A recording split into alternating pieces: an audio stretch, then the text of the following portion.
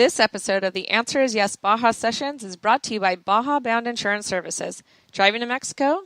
You can buy and print out your Mexican auto insurance policy online in minutes with their easy-to-use website. They also have great travel information to help you plan your trip south of the border. Visit bajabound.com, the easiest way to get Mexican auto insurance. Hello and welcome to this week's Baja Sessions, a product of the Answer is Yes podcast. This show typically comes out on Mondays, but it's been more like Tuesdays. I don't know if it's just laziness or lack thereof, but hey, we're here and we continue to bring people that know a lot more about Baja than myself and maybe some of my listeners. And this week, I've got a good friend of mine, spent some time with him down in Baja on the race circuit, and that is Lucas Hand. What is happening, Lucas? How are you? I'm good, Jim. I appreciate you calling me and getting me on the show and having people enjoy some of the things that we've gotten to do over the years, and maybe they'll get to check out some of the places we've been. So I got to tell you, Lucas, whenever I think about you, I just envision you down in Baja helping us race the 57 Chevy and or all the other teams that you've helped down there. You're a guy that knows your way around Baja, don't you? Yeah, it's kind of been pushed on me my whole life. I was actually going over it with a friend of mine a few days ago, and this will be it's my 34th year of going to Baja. So my first trip, I was 10 years old. Oh my gosh, 34 years of going to Baja? Yeah, I got to go with my grandpa. My mom was totally against it. She's like, "Oh, he's going to be addicted to Mexico like you are," and yeah, sure enough. Thanks, Grandpa.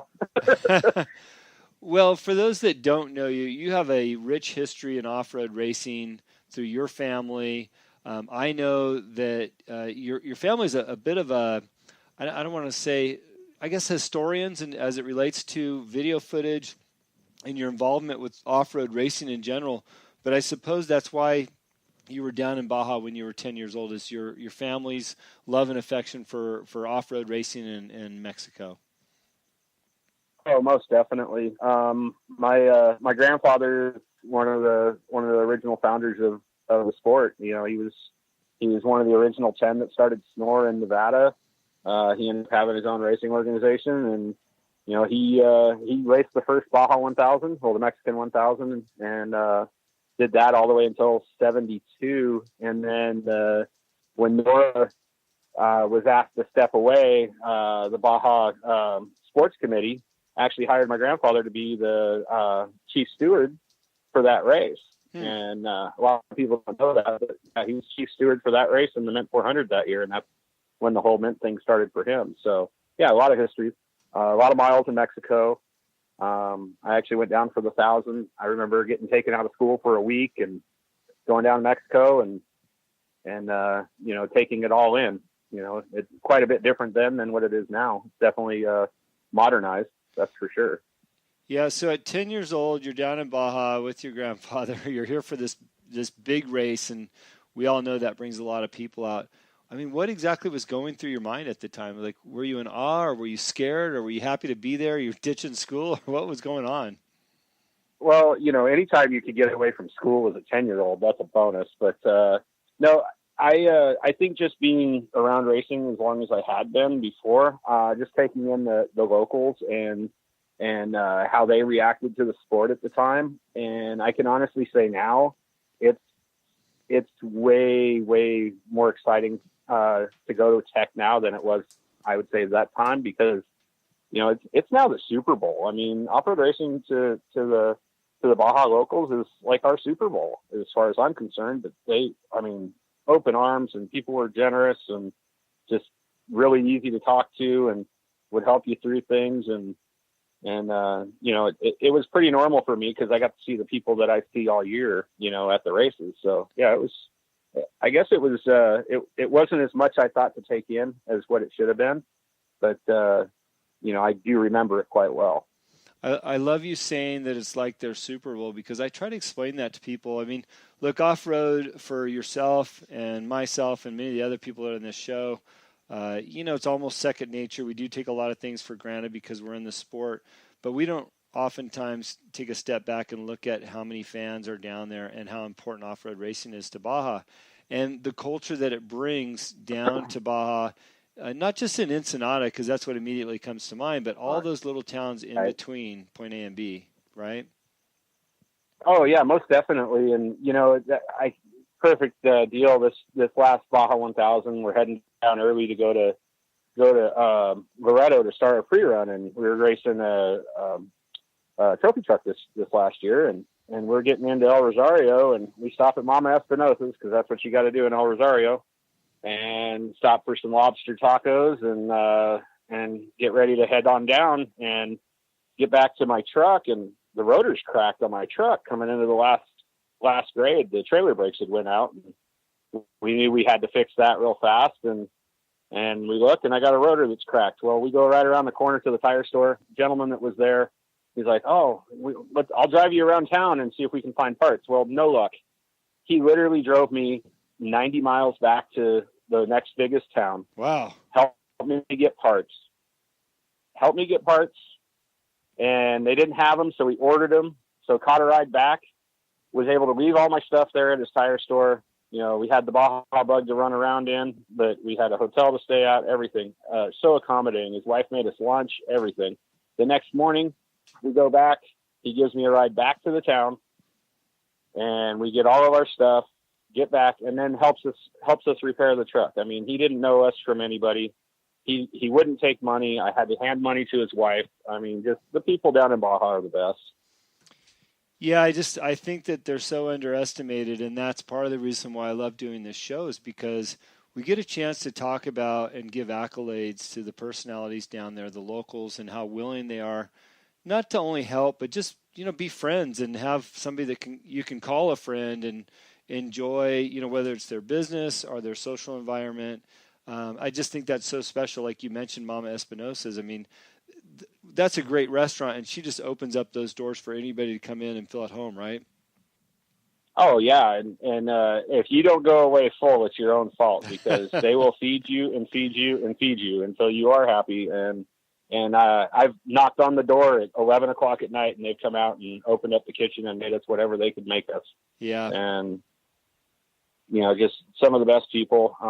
I spent a lot of time just going. I spent a lot of time down in Baja by myself too, and just exploring. I once spent 6 months down there in my Baja Bug, going from coast to coast and sleeping on the beaches, camping out, meet great people.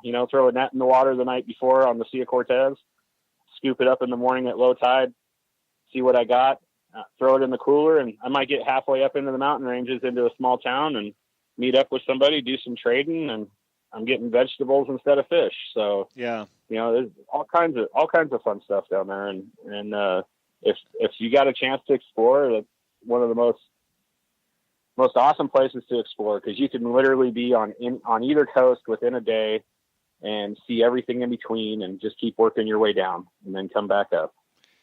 Yeah, we've had several discussions on this show about touring down there and what the perfect trip looks like and where you should go and, favorite locations. So let's go down that road with you. If you were to leave home tomorrow and strike a path south towards Baja, where do you think you would go first? Or what would be exciting for you to go do if you had the time, money, and effort tomorrow? See, I'm the off the beaten path guy. I got to be down in Scorpion Bay area, come back in through Loretto, through the back way through Loretto. I try and stay off Highway 1 as much as I can. Uh-huh. I'm that guy, but, the Mulegé, I like, Cameron Steele puts on a great deal, that tour of missions. And I have done that, not with Cameron, just on my own, and gone through the missions, but everything south of Guerrero Negro to me is some of my favorite areas because of how green it is, and then the volcanic areas, and the Sea of Cortez in the south there is just unbelievable. And then you get awesome surf on the Pacific, especially around Scorpion Bay. I mean, if anyone's seen me, I'm not the guy that you look like you could be on a surfboard, but I can surf at Scorpion Bay. I don't know what it is, but I can surf at Scorpion Bay. Anywhere else? No. Wow. But I enjoy the South more than I like certain parts north of Guerrero Negro, and there's some beautiful areas up through there. I like being around the old mill. There's some great breaks out there for fishing and awesome sunsets on that section of the Pacific. And, my big thing, I love seeing sunrise on the Sea of Cortez. So I try to be on the Sea of Cortez for sunrise. Yeah, I know the Johnsons down there in their house in East Cape, they're famous for their sunrise photos and competing who's up first between Rick or Brenda Johnson and getting that best sunrise shot. And you're right, man. The sunrises on the Sea of Cortez are pretty unbelievable. Well, we got to pick on Rick for always being the last one up. So if you're a regular listener to the show, we interviewed Rick about 5 shows ago. He owns a hotel down there. Great guy. But yeah, that we got to harass him for that. Lucas, I'll never forget our race together when we wound up on Bay of LA working on a Carl night. And we watched the sun come up from the garage. I mean, we've hammered out some serious nights down there, but really some great times. I think Bay of LA is a special place too. And I really think it's underrated. I never get to spend enough time there. And the sunrise that comes up over Bay of LA off the islands out there is incredible. But the people in that town, they work together so well. And there's, cause they're really there by themselves, and there's quite a bit of distance to the next major towns that have anything that can support them. But, the night we're talking about with working on the 57, I remember, that they're all watching the finishers and doing everything else. And all of a sudden the soccer game breaks out and the whole town just stopped watching the race and they're going over watching the soccer game. And of course we had kids hanging around where we were working at. And it's unbelievable, how diverse those little towns get and what people keep themselves busy with and how well they all work together. Hey, I'm going to give a good piece of advice for our listeners. If you do show up at the Bay of LA, when you get there, there's 2 gas stations as you come into town. Cap your tank off because they do run out of gas in that town. The fishermen might use it all up, or you might have a tour group coming through and use up all the gas. You could get stuck there for a few days if they don't have fuel and you don't have fuel, right? Exactly. And, I get made fun of, but I always have a 5-gallon gas can, no matter what. I mean, you just never know. You might see a road you might want to go down, and you didn't account for the mileage, and that 5 gallons might be your lifesaver. Yeah, or maybe you just might be the guy saving somebody else's life because they need 5 gallons. Because I know I've had a lot of people give me a little extra gas when I needed it. I dealt with that in the last 1,000. We were heading back in one of the well-known teams. A new guy driving one of the chase trucks didn't fill up where he should have, and he was in the middle of nowhere with no diesel fuel. And thankfully, the BFG semis were able to loan him some diesel to get him farther along. But yeah, when they say gas up, because you just never know, or you're paying top dollar from a guy on the side of the road that happens to have the fuel you need. Yeah, and he's not taking pesos. And by the way, when you say the guy on the side of the road, literally they set up a table with some type of makeshift gas can. It could be milk jugs, it could be whatever will hold liquid, and a hose, and they literally siphon it out with their mouth from that whatever jar they have, and then put it into your gas tank. And you just fear for that guy's life because if he's sucking down gas every day, it just can't be good, right? No, and hopefully that none of his buddies have a smoking problem and and cause any other issues, or the people that need help. So, well, I like to describe that because as wonderful and modern some places of Baja are, there's some other areas that are very rustic, and that's a type of situation that you might run across. And by the way, if you're used to pulling up to a traditional gas station anywhere in the world, and you're down in Baja and you're getting low on gas and you don't know where the next gas station is, and you see a guy on the side of the road that's got 5 makeshift gas cans and it says gas, I'd get some gas. Yeah, because you just never know.